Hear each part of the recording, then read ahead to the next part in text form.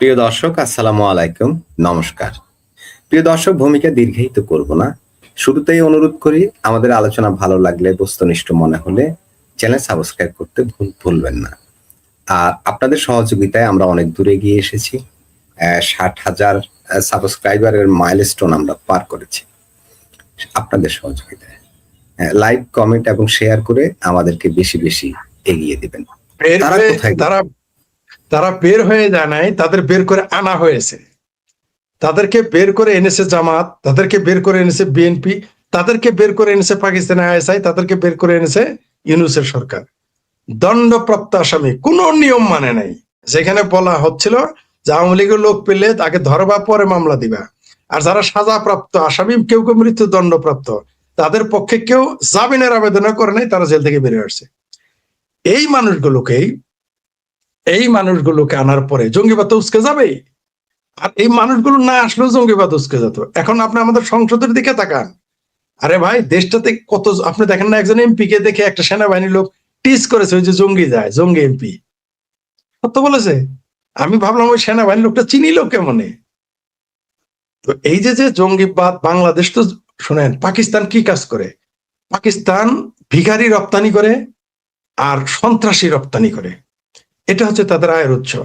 বাংলাদেশকে জাকাতিস্তান বানাবে, তো জামাতের নেতা বলেছে। জামাত বাংলাদেশ থেকেও যাতে জঙ্গি রপ্তানি করে, সেই ট্রেনিংটা এখন আইএসআই বাংলাদেশে দিচ্ছে। এবং যতদিন এই সরকার থাকবে ততদিন তারা করবে। যতদিন বিএনপি জামাতের এই সরকার থাকবে ততদিন তারা এটা বিনা বাধায় করতেই থাকবে।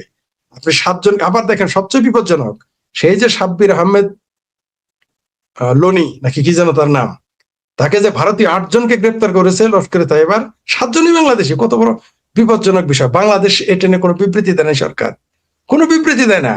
মনে করেছে যে ঝড় আসছে, উটের মতো মাথাটা গুজে রাখি, সব ঝামেলা শেষ হয়ে যাবে। অত সহজ না। আপনি দেখেন, সেই সাব্বির ঢাকাতে পালিয়েছিল, সে সাজাপ্রাপ্ত আসামি, সে অস্ত্র সহ ধরা পড়েছিল, প্রায় 8-10 বছর জেল কেটেছিল। তারপরে জামিন নিয়ে সে বাংলাদেশে পালিয়ে থাকে। আমি খুব ভালো করে এটা অনেক সময় বলতাম, ভারতীয়রা বিশ্বাস করতো না আমার কথা। বললাম, তোমাদের যারা জঙ্গি, ভারতীয় যারা জঙ্গি এবং মোস্ট ওয়ান্টেড যারা ক্রিমিনাল, তারা বাংলাদেশে থাকে, বিশ্বাসই করে না। আবার বাংলাদেশের যারা জঙ্গি, তারা ভারতে গিয়ে পালায়। এটা না বাংলাদেশ বিশ্বাস করে, না ভারতে বিশ্বাস করে।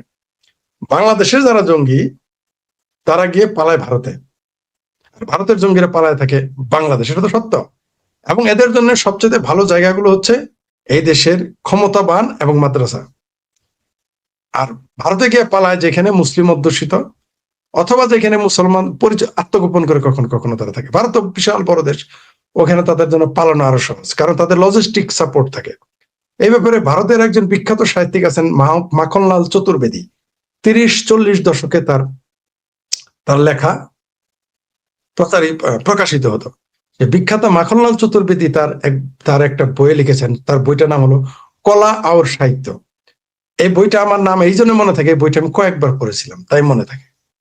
তো এই কলা আর সাহিত্যে তিনি লিখেছিলেন যে কোনো জ্ঞানী ব্যক্তি কখনো সমর্থন পায় না, আর জ্ঞানী ব্যক্তিরা লুকিয়ে কাজ করতে পারে না। রাষ্ট্র সমাজ তাকে কখনো সহযোগিতা করে না। তার একটা প্রবন্ধ আছে, লেখক এক মার ডালনে কা চিজ হ্যায়, মানে সে না খেয়ে মারা যাবে, এই ব্যাপারে লেখককে কেউ খোঁজ নেয় না। কিন্তু একজন সন্ত্রাসী, তাকে রাষ্ট্র সহযোগিতা দেয়, সমাজ সহযোগিতা দেয়, কোনো গোষ্ঠী সহযোগিতা দেয়, এবং তারা লুকিয়ে থেকে কাজ করতে পারে। এই যে আমরা কি লুকিয়ে কাজ করতে পারবো? আমাদের সামনে আসতেই হবে, আমাদের লুকিয়ে থেকে কাজ করার কোনো সুযোগ নেই। সেটাই তিনি তো জঙ্গিবাদকে বাংলাদেশ থেকে, এটা নতুন কিছু না, বহুদিন যাবত প্র্যাকটিস করা হচ্ছে। ভারতের জন্য এটা অবশ্যই বিপজ্জনক, আর বাংলাদেশের জন্য তো বিপজ্জনক বটেই। ভারতের জন্য বিপজ্জনক যে তাদের সার্বভৌমত্ব এবং সম্প্রদায়ের জন্য হুমকি, আর বাংলাদেশের হচ্ছে পুরো দেশটার জন্য তারা হুমকি। কারণ এরা নিজের দেশকেও ধ্বংস করবে, অন্য দেশকে ধ্বংস করবে। কারণ ভারত যখন দেখবে এইভাবে রপ্তানি হচ্ছে বাংলাদেশ থেকে জঙ্গি, তখন ভারত বাংলাদেশকে জামাইয়া ধরে রাখবে না। এই যে তাহলে পালিশ করতেছে, যে এই যে ডিজেল এখনো দিচ্ছে, একটা সময় তো সোজা করে ফেলবে, একেবারে তারের মতো সোজা করে ফেলবে। তখন এই যে জঙ্গিবাদের যে ছায়া, জঙ্গিবাদের যে কার্যক্রম, এগুলো আমাদের জন্য বহির্বিশ্বে, এই যে 7 জন জঙ্গি গ্রেপ্তার হলো, বহির্বিশ্বে কি মেসেজ গেল এটা নিয়ে কারো মাথা ব্যথা নেই। সারা বিশ্বে মেসেজ গেল যে বাংলাদেশিরা জঙ্গি হয়। তারা ইদানিং আজকাল শুধু দেশে থাকে না, বাংলাদেশিরা ওই শাপলা চত্বর থেকে যে আবার প্রকাশ উত্থান ঘটলো 5 মে কান ধরা দিবসে, জঙ্গিবাদের উত্থান যে ঘটলো প্রকাশ্যে, তারপরে এখনো চলছে চলমান। আর এখন যে সরকার যারা আছে তারা তো পাকিস্তান বান্ধব, তারা পেয়ারা পাকিস্তানি, মুক্তিযুদ্ধ বিরোধী, আওয়ামী লীগ বিরোধী, ভারত বিরোধী এবং হিন্দু বিরোধী একই সাথে।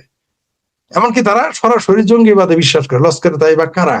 নামগুলো দেখেন, লস্করে তৈবা, পবিত্র লস্কর, চিন্তা করে দেখছেন নাম কি তাদের? হিজবুল আল্লাহর দল, কিন্তু তারা কি করে? সন্ত্রাস করে।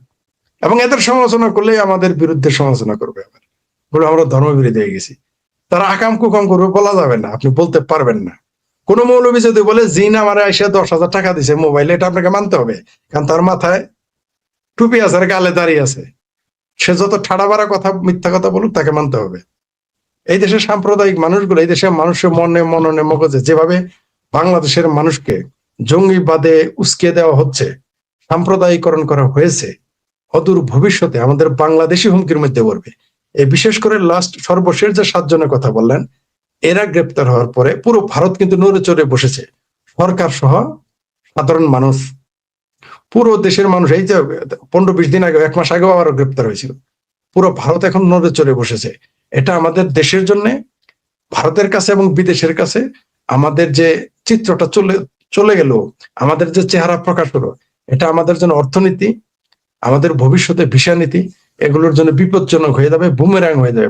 এটা করার মাধ্যমে সন্ত্রাস, পাকিস্তানের ব্যবসা যে শুরু করলো বাংলাদেশ, এই যে যে জঙ্গি রপ্তানির ব্যবসা, মূলত এই ব্যবসাটা এসেছে পাকিস্তান থেকে। এটা পাকিস্তানের আইএসআই এই ব্যবসাটা করে, তারা সন্ত্রাস রপ্তানি করে সিরিয়ায়, আফগানিস্তানে, এরকম এখন বাংলাদেশেও ঘাঁটি করে ফেলেছে।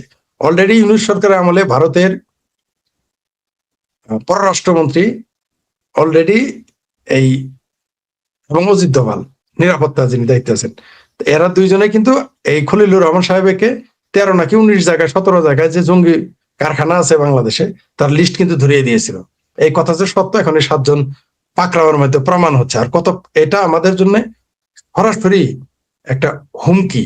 এরা আমাদের দেশ সম্পর্কে সারা পৃথিবীতে যে মেসেজ গুলো, এটার ভয়াবহ পরিণতি আমাদের জন্য অপেক্ষা করতেছে।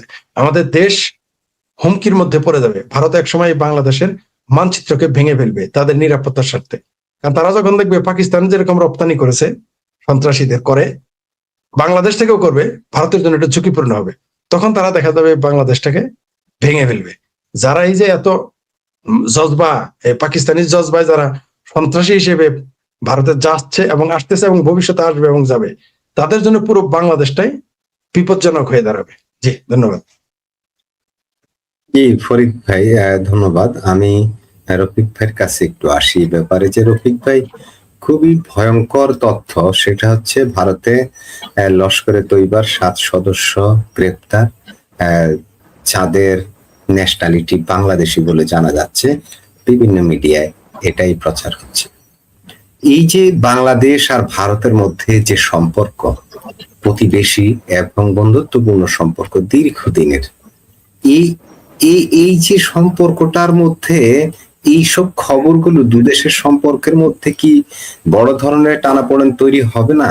আর এই তথ্যগুলো বিশ্বময় ছড়িয়ে পড়লে আমাদের, ফরিদ ভাই যেটা বললেন যে পৃথিবীর কোনো দেশই তো আমাদের ভিসা দিতে চাইবে না, শেষমেশ তো আমরা খুব ভয়াবহ একটা সংকটের মধ্যে পড়ে যাব, এমনটাই মনে হচ্ছে ফরিদ ভাইয়ের বিশ্লেষণে।